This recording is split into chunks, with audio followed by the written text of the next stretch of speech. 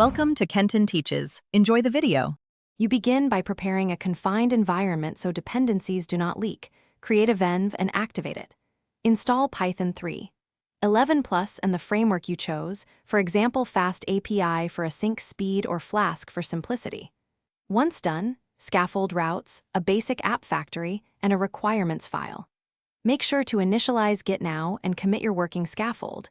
This saves time and gives you a rollback point. You will iterate from this reproducible baseline.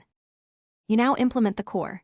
Define your endpoints and data contracts, because clear contracts prevent rework. Connect an ORM like SQL Alchemy and create migrations with Alembic so schema changes are versioned.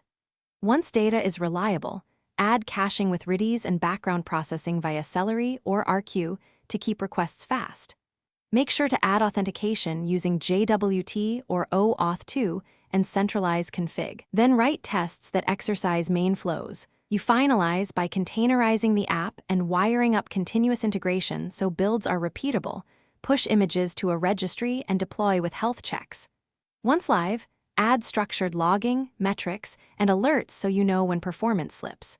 Run load tests and configure graceful shutdowns to avoid losing requests. If something breaks, check the app logs and trace the request path. Correlate request ID across services to isolate the failing component quickly, then roll back if needed. Thanks for watching. Please subscribe if this video was helpful.